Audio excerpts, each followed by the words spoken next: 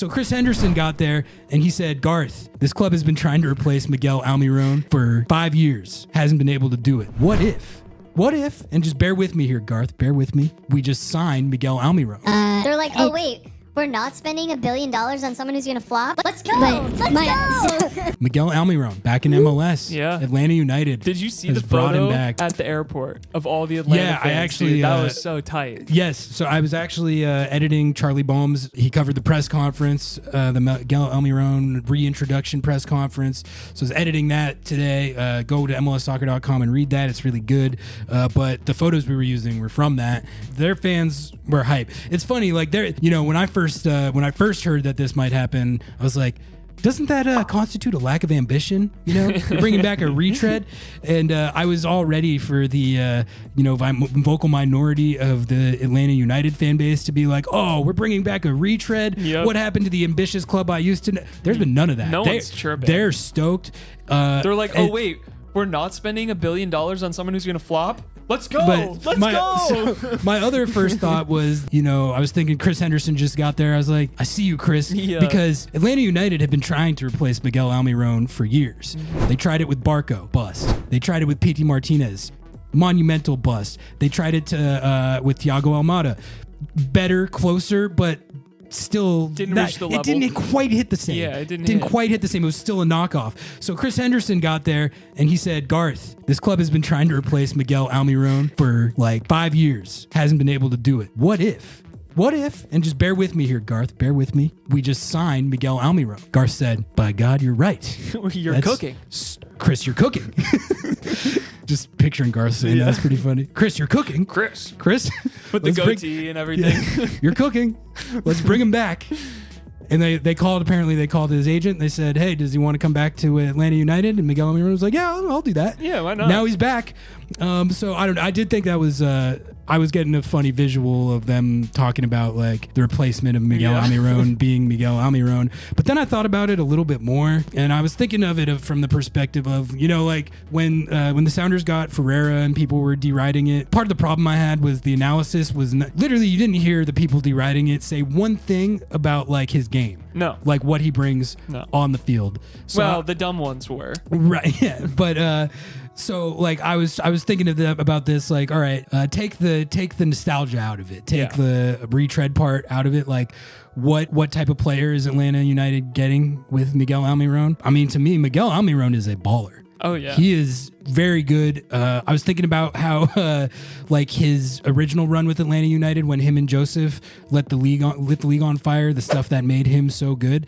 I mean, one of the best facilitators in the league while he played here. The way he and Joseph combined, their chemistry was like second to none in the league at that point. But tell me if you agree with this take. I was formulating this. He is, I think, the closest number 10 in MLS that I've seen that can mirror or at least approach what Nico Ladero brings skill set wise as a two-way player.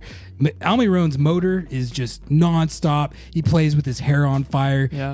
And that's why Atlanta United fans love him so much, because he delivered so many electric moments, won them MLS Cup. But also, it was just he plays so hard and he's so talented. And the other thing about this is that I don't know if I can think of an MLS export that's gone to a club as high profile as Almiron went to, Newcastle, succeeded as much as he did. Yeah. To everything that I have read and followed about it, Almiron was an excellent player in the Prem for Newcastle. The fans there love him just as much as the Atlanta fans. He was productive for them, but like I think they took to him because of what I was talking about, like with his energy and his work rate. And Newcastle, they're not a flashy Prem club. They're like a blue collar, grinded out, like we're gonna outrun you, outwork you, type of club. And he was like the perfect player for that, and was a very good plus player in the Prem for them for years.